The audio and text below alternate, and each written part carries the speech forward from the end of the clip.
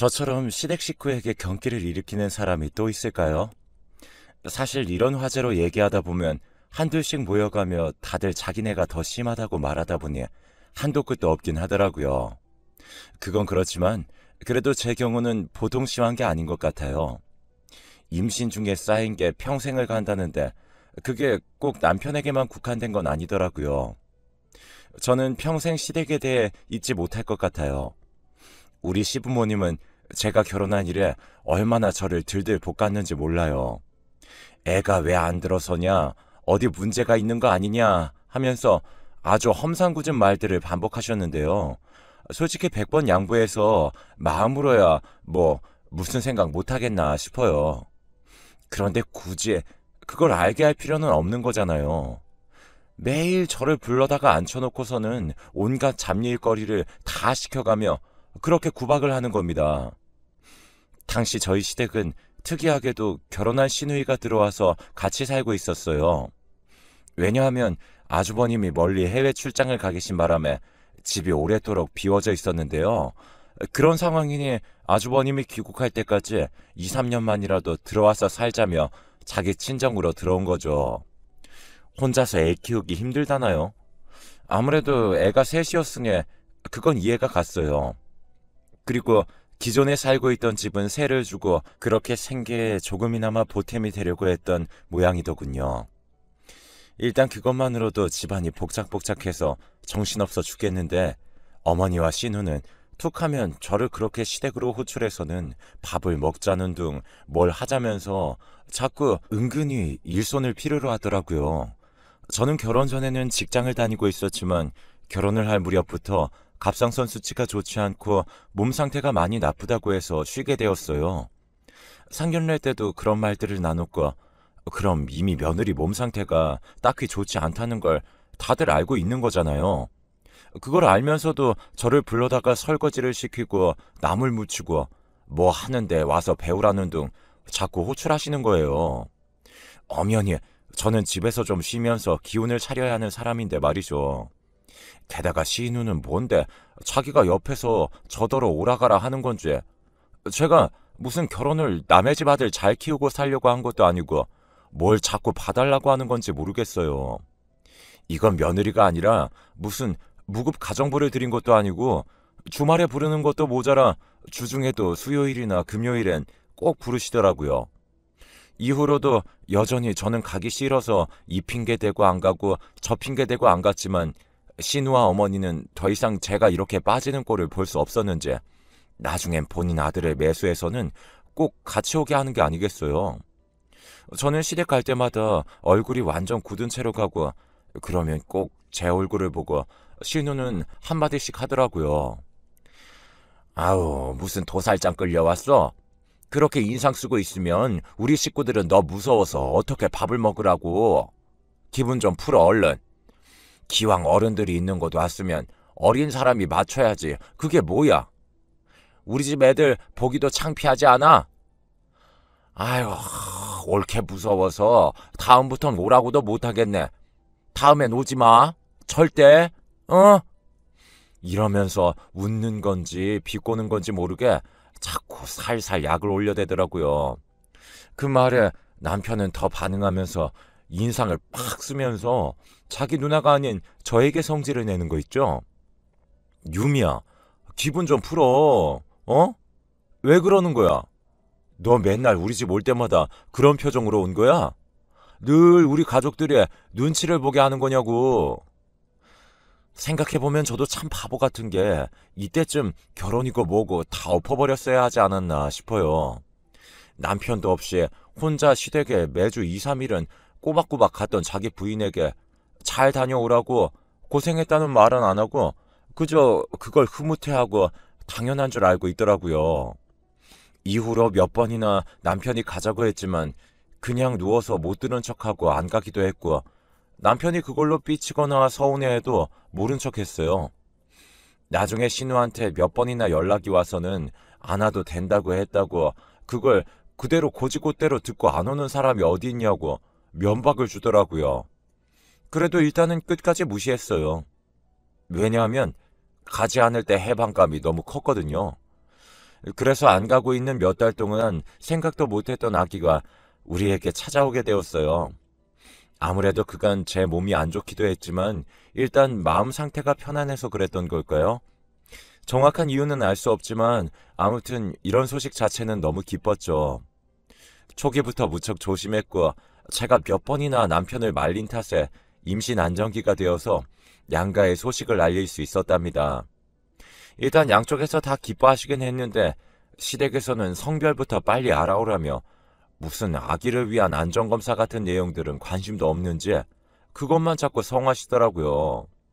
정말 그쪽 집안과 도저히 상종하고 싶지 않을 정도로 정 떨어지게 하는 말만 차고 넘쳤어요.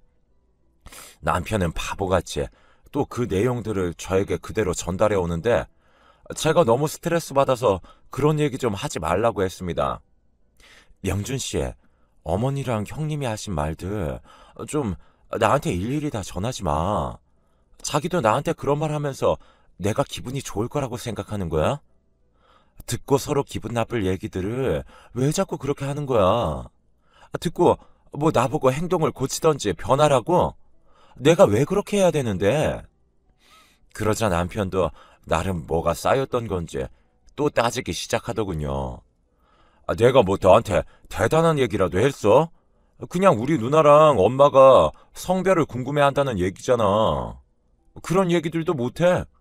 손주랑 조카를 봐서 너무 기쁘고 좋아서 그런다는데 너 진짜 예민하고 별난 것 같아. 그러니 어른들이랑 어울리지도 못하고 맨날 자리를 피하기만 하지. 나도 이제 장인어른이랑 장모님한테 전화 오면 안 받을 거야. 진짜 기가 막히다 못해 코가 막힐 지경이더군요. 대체 어쩌라는 건지. 그래서 마음대로 하라고 했어요. 마음대로 해. 언제 우리 엄마랑 아빠가 당신한테 전화한 적 있어? 아니, 그러는 당신은 먼저 우리 집 사이가 되어가지고 안부 전화라도 한 적 있냐고. 나보고는 안부 전화 일주일에 한 번씩 안 한다면서 맨날 어머니랑 형님한테 전화가 그렇게 걸려왔는데 자기는 뭐 하는 거야? 우리 집에서 매일 당신한테 쪼아대는 가족이 누가 있는데? 뭐야? 쪼아댄다고? 말 다 했어 너 지금? 이쯤 되니까 신우랑 어머니가 딱히 이상한 게 아니었음을 너무 늦게 깨달았지 뭡니까?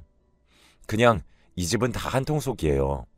남편부터 시어머니, 신우, 그냥 가족이기에 다 이런 인간들이었을 뿐이더라고요. 그런데 제가 늦게 알았고 남편은 그 안에서 괜찮은 사람이며 내 편을 들어줄 사람으로 잘못 착각했던 거예요.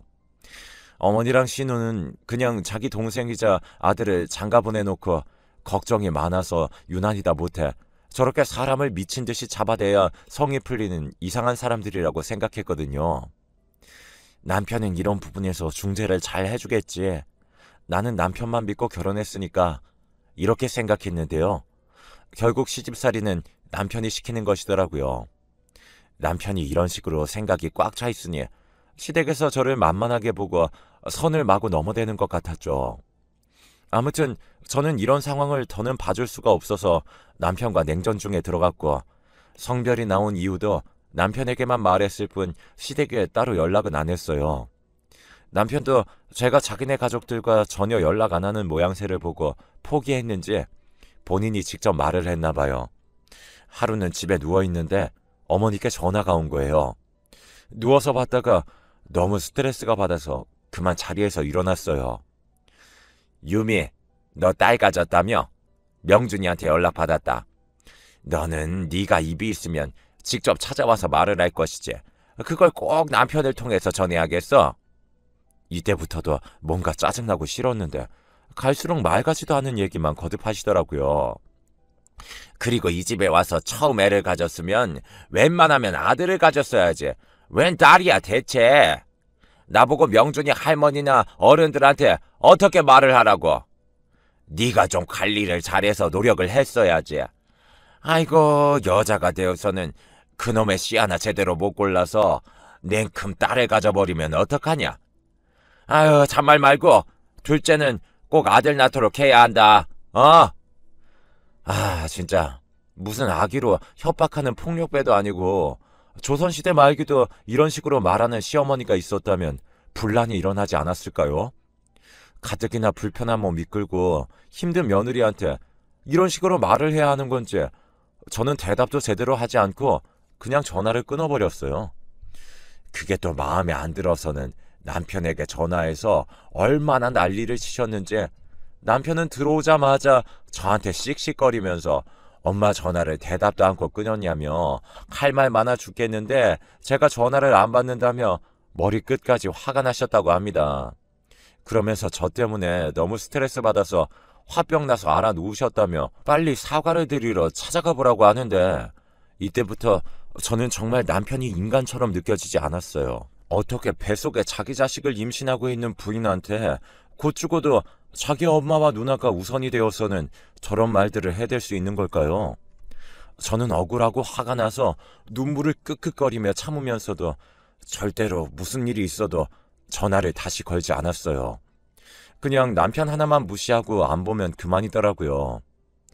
시간이 갈수록 냉전이 길어지고 임산부인 저 혼자 산부인과를 다니는 날들이 많았고 자기도 주제에 앞바랍시고 애 크는 건 또 궁금했는지 슬 숙이고 들어오더라고요.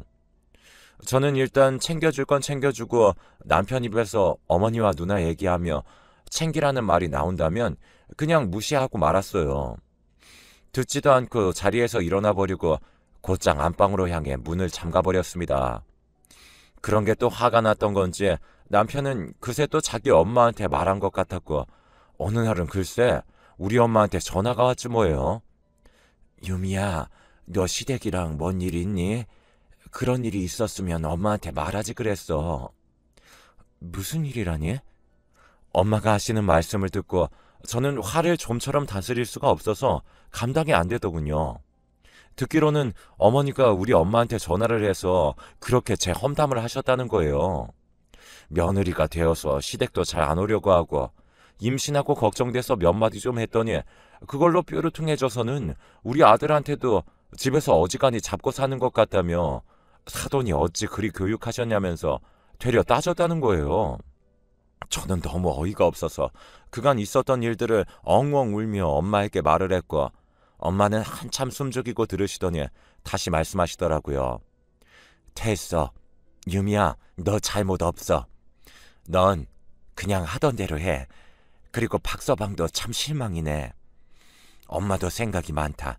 일단 너는 그냥 아무것도 신경 쓰지 마. 한편으론 엄마한테 이렇게 마음 쓰이게 한 것 자체도 너무 속상하고 우리 집을 얼마나 우습게 봤으면 지들이 한 짓은 생각도 안 하고 대뜸 사돈한테 전화해서 따질 수가 있나 싶더라고요. 이때 저는 잠깐 속으로 이혼을 생각했으나 뱃속의 아기를 이제 성별까지 알았고 시댁이 없으면 엄청 큰 문제는 없이 그럭저럭 지내는 편이라 다시 눈을 질끈 감고 있기로 했어요. 그런데 시간이 좀 지나서 결국 저는 결정을 내리지 않으면 안 되는 일을 겪고 말하지 뭐예요. 상황이 이렇게 가고 있으니 진짜 이 집안도 남편도 답이 없는 것 같더라고요. 이유인즉슨 바로 제 출산을 앞두고 일어난 일 때문입니다. 저는 조리원이며 이것저것 필요한 것들을 진작부터 준비해 두었고 수술로 낳을 예정이었기 때문에 많은 것들을 알아보고 있었어요. 수술 때 아이를 낳고 입원해 있는 동안은 아무래도 남편의 도움보다는 엄마의 도움이 더 필요할 것 같아서 엄마께 얘기를 해두었고요. 그렇게 만반의 준비를 해두었는데 어째 짐을 싸고 준비를 하는 저를 보면서 남편의 표정이 영 어색한 거예요. 제가 오전 중에 수술이라고 말을 했고 나와 엄마를 데려다주고 나면 당장 옆에선 할 일이 없으니 이것저것 잘 챙겨서 있으라는 말을 했는데요. 대답이 시원치 않고 자꾸 제 눈치를 보길래 답답해서 왜 그러냐고 했어요. 남편은 이때다 싶었는지 겨우 말을 꺼냈는데 그 말을 듣고 저는 진짜 이 인간이 내 남편인지 뭔지 온갖 분노가 안쪽에서 올라오더라고요. 저기 그게... 왜 이렇게 뜸을 들여? 빨리 말해. 무슨 일이야? 왜 자꾸 대답을 흐지부지하게 해? 그게... 그날 말이야. 일이 있어. 이때부터 피가 거꾸로 솟을 것 같더군요. 아니, 제가 자기 아이를 출산하는 날인데 무슨 일이 있다는 거예요? 남편의 회사는 스트레스를 많이 주는 걸로 유명하긴 하지만 보통 부인이 출산하는 날까지 잡아두지는 않으니까요. 뭐냐고 물어봤는데 남편이 눈을 꽉 감고서 잽싸게 답을 하지 뭐예요. 저는 그 말을 듣고 안 그래도 심한 빈혈이 더 휘청이게 와서 숨을 몇 번이나 내쉬었어요. 그게 사실 2달 전부터 예약해둔 건데 누나랑 애들이랑 엄마랑 제주도 여행을 잡아놨거든. 너도 알다시피 지금 매형도 없고 운전할 사람이 없어서 내가 갈 것 같아. 저는 한 템포 쉬었다가 소리도 못 지르고 그냥 마냥 어두운 소리로 천천히 말했어요. 지금 미친 거 아니냐고.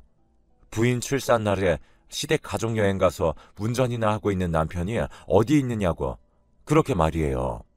그랬는데도 남편은 도저히 빠져나올 수 없는 상황이라는 걸 계속 저한테 설득하는데 정말 이제 제가 그때 돌아버리지 않고 맨정신에 들은 것만으로도 스스로를 칭찬해주고 싶을 정도예요.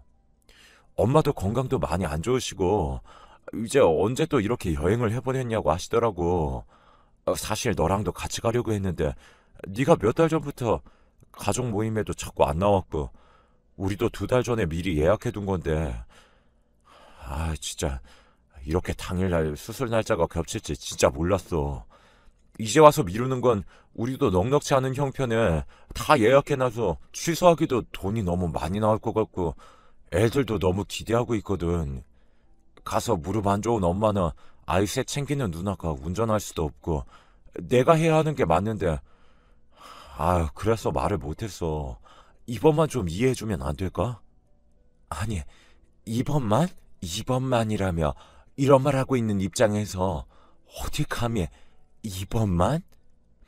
이후에 2번째로 또 애를 낳은 일이 있을 거라고 겁도 없이 상상하는 걸까요?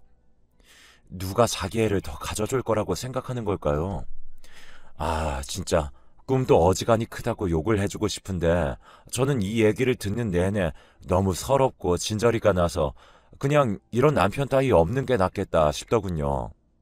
어차피 제가 수술하고 병원에 입원해 있는 동안 그 처리도 엄마가 해주실 거니 남편은 그때 그냥 집에 있으라고 하려고 했거든요.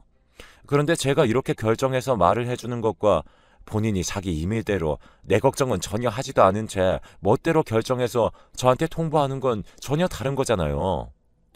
저는 다 짜증나서 그래, 그렇게 하라고. 그럼 아침에 나랑 엄마랑 태우고 가라고 했더니 그것도 뭐라고 하는 줄 아세요? 유미야, 진짜 이번만 봐주면 안 될까? 아침 일찍 비행기라서 새벽까지 나가야 돼. 그냥 전날 장모님이 여기서 주무시고 같이 택시 타고 나가면 안 되나? 혹시 캐리어 무거우면 병원에 미리 전화해서 전날 캐리어 맡겨두는 건 되지 않아? 내가 전화 한번 해볼까? 이 순간 저는 그냥 눈을 지그시 감고 속으로 몇 번이나 이러면 안 된다고, 이 화가 다 애한테 간다고, 너는 이걸 무조건 건져야 한다며 계속 되뇌었어요. 겨우 숨을 들이쉬면서 참다 그냥 안방으로 들어와 바로 문을 잠가버렸고 침대에 누워 서러움에 얼마나 울었는지 몰라요. 남편은 눈치를 보면서 문을 두드리며 미안하다고 했는데 그 말도 가증스러워서 귀를 막아버리게 되더군요. 이후로 몇 시간이나 지나 정신을 좀 차리고 엄마한테 전화해서 그날 남편이 사정이 있어서 그날 당일 자리를 못 지킨다고 말했어요. 엄마는 너무 황당해 하시면서 애 낳는데 아빠가 어디가 있는 거냐고 어이없어 하시더라고요. 괜히 엄마에게까지 근심을 끼치고 싶지 않아 더는 얘기하지 않았고 저는 그렇게 얼마 지나지 않아 당일날 새벽까지 나가는 남편을 보며 한숨을 푹 쉬어가며 엄마와 함께 병원으로 향했어요. 그리고 무사히 예쁜 딸을 얻었고요. 남편은 너무 꼴보기 싫었고 몇 번이나 전화가 걸려왔는데 받지 않았어요. 실제로 아파서 받을 정신도 없었고요.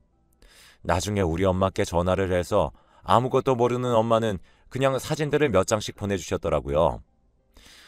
그리고 제가 한창 입원해서 모유 수유 때문에 왔다 갔다 하고 엄마로부터 부축을 받고 있을 때쯤 겨우 주변에 연락을 돌리고 통화를 좀 할 수 있었어요. 태어난 아기도 너무 예뻤지만 마음이 너무 우울하고 지치더군요. 그래도 내색은 않으려고 했지만 몸도 덜 아물어서 뱃속 장기가 심히 아파오고 몇십 통씩 걸려와 있는 남편의 전화도 볼 때마다 기가 차고 눈물만 났습니다. 아기를 낳은 지 둘째 날이 되었을 때 가급적 많은 생각을 안 하고 회복에만 집중하려던 차에 또 전화가 왔어요.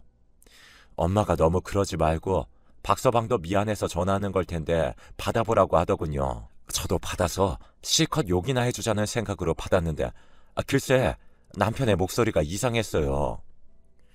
왜 그래? 뭐야? 무슨 일 있어? 그게 여기 지금 사고가 났어. 사고라니? 진짜 너무 황당스럽더라고요. 갔으면 곱게 다니고나 할 것이지. 또 무슨 사고를 쳤다는 건지. 계속 횡설수설하는 내용을 들어보니 정말 어이없는 상황이 그쪽에서 벌어져 있었어요. 렌트카를 빌려 어딘가로 이동하던 중 교통사고가 크게 나버렸고 그 사고로 인해 남편과 신우, 조카들도 적지 않은 부상을 입었지만 어머니가 아주 심하게 다치셔서 그만 두 다리가 부러지게 된 거예요. 가뜩이나 무릎 약하고 안 좋다고 매일 앓던 소리를 하셨던 분이 사고로 인해 정말 말도 안 되는 상황에 처하게 된 거죠.